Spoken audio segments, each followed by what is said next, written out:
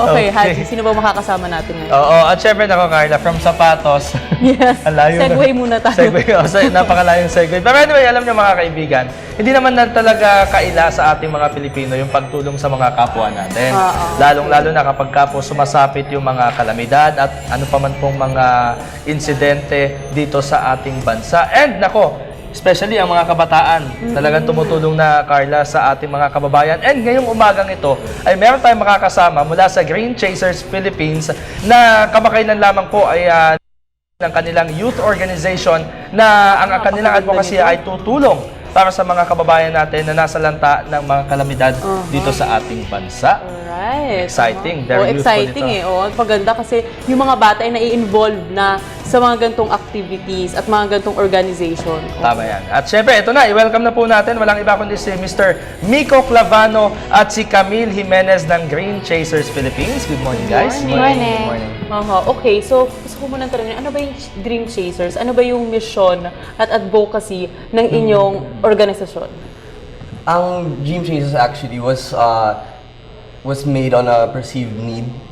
So what we really want to do in Dream Chasers is give the people a way to travel around the Philippines and at the same time help na rin along the way. Because we understand that traveling is very rampant now, especially with the whole it's more fun in the Philippines, and people want to see talaga the beauty of the country. So if you're going to go to these places, you might as well help the communities around the area na rin. Alright, so ito yung parang magtutour ka, tourist ka, and at the same time, volunteer, tama? So dual purpose. Oo nga eh. So when did you launch this, your youth organization?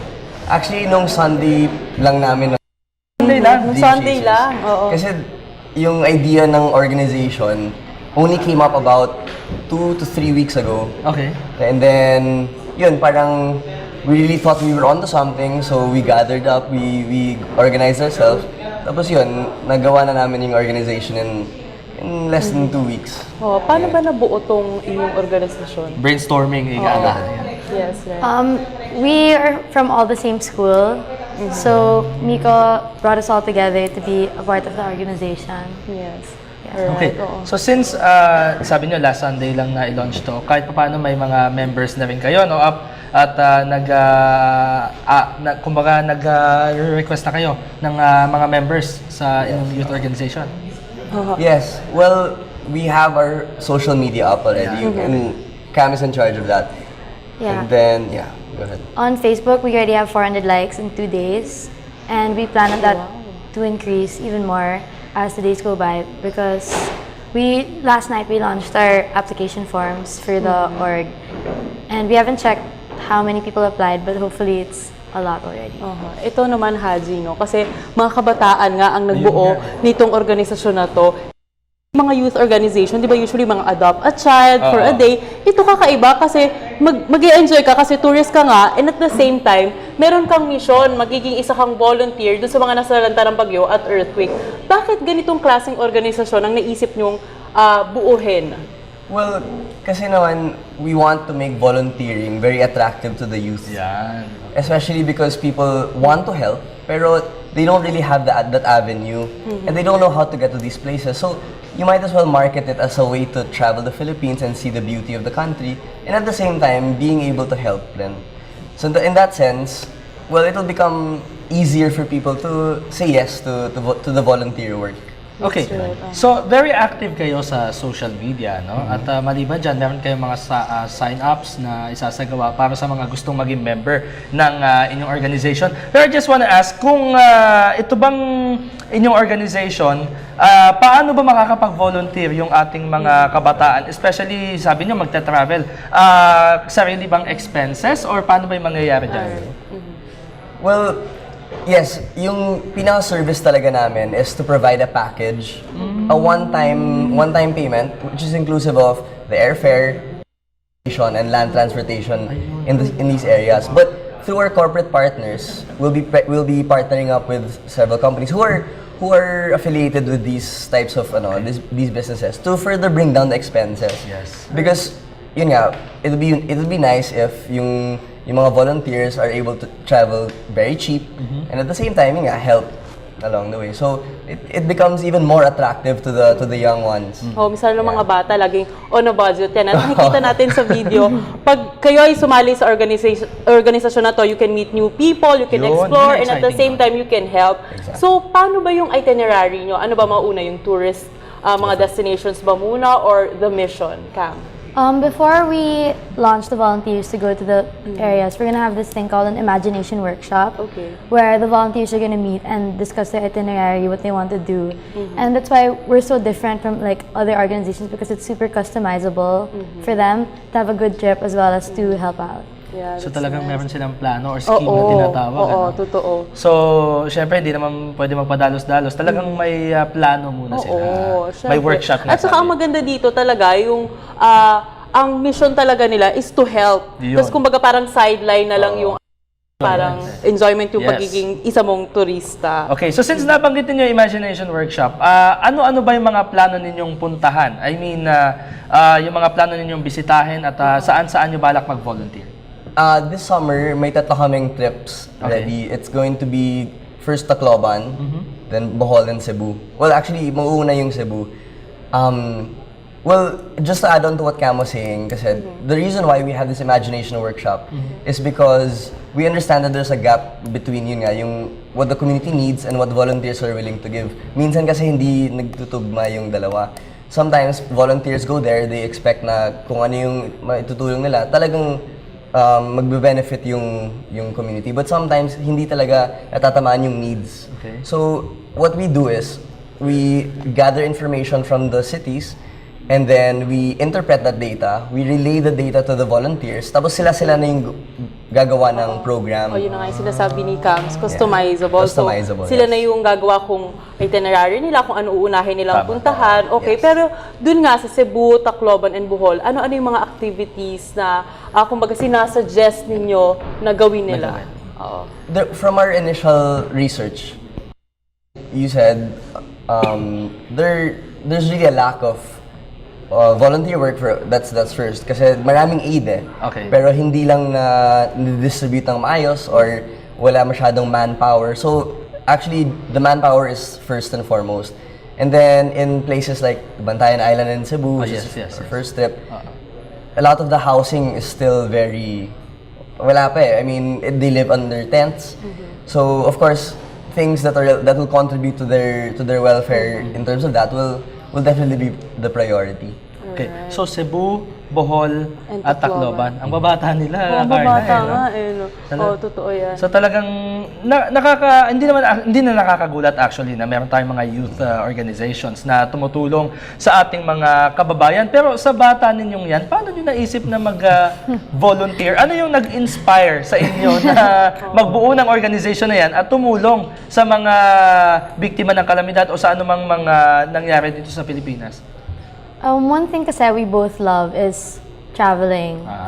And another thing is volunteering.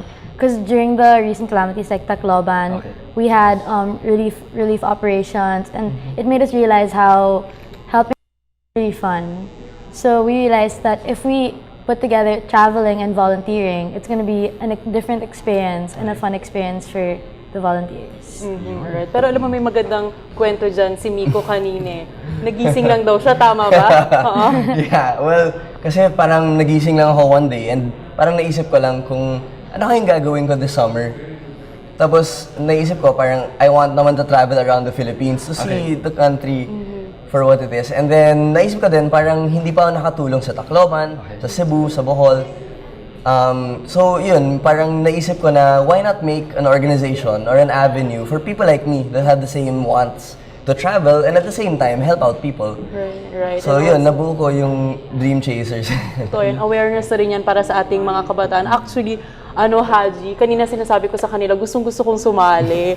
So I was asking, paano ba kami makakasali sa inyong organization? Okay, on Facebook, we have a Facebook page, Dream Chasers Philippines, facebook.com/Dream Chasers Philippines. And you can like us, and we have an application form there ready for people who want to sign up and volunteer. Okay, meron akong question. Parehas tayong travel lover, pero alam mo, actually, segment Parang gusto kami mag-join kasi very interesting at talaga namang bukod sa mag-enjoy ka na nga, makakatulong ka pa sa ating kapwa, ano. Pero my question would be, sa dami ng pwedeng gawin ng ng mga kabataan, alam mo, syempre gusto ng mga kabataan 'yan, enjoy muna, 'di ba? Pero bakit mas pinili niyo pang tumulong sa dami ng pangangailangan natin, 'di ba? Bilang mga tao.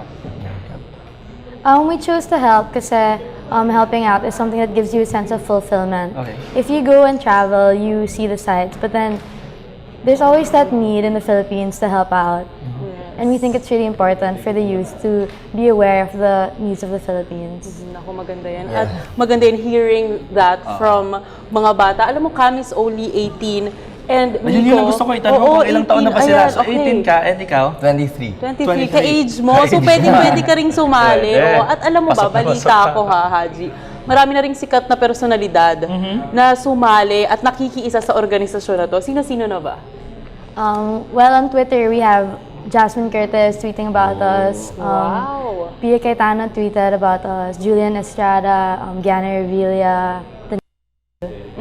So Naku, talagang ang dami marami rin, na no? expected natin. Siyempre dahil may mga personalities and celebrities na nakiki-join sa kanila. Totoo. Mas lalawak pa yung kanilang Oo. mga members. Ito pala yung nakikita ko sa Twitter na parang alam mo ba yung kung ano yung Dream Chaser, ganyan. And now, nakakausap ko na sila. Ayan na, sila na talagang to. I'm very, very, talagang gustong-gusto kong sumali. Mamaya nga mag-uusap pa kami. Yan, tayo kausapin natin sila. Anyway, pero gusto ko na malaman yung inyong nararamdaman, lalong-lalo na sabi nyo kanina ay nagtutweet na yung ilang mga personalities at ilang mga celebrities. So, how does it feel na mapansin na ng mga bigating personalidad? Unti-unti na yan. Yeah, well, you know, we feel like we're onto something. We're onto something big. So, I mean, we're proud of what we've done, and we want to further really market it to everyone in the Philippines, hopefully. So, I mean, it's exciting talaga na yung gusto namin, na ilalabas na namin for everyone to be a part of. Kasi yun nga, this is our dream, and we want everyone to have that same dream, you know, for a better country. Ayun o. At syempre, maraming mga kumbaga mga tagahanga. Makakahatak talaga sila ng members Exactly.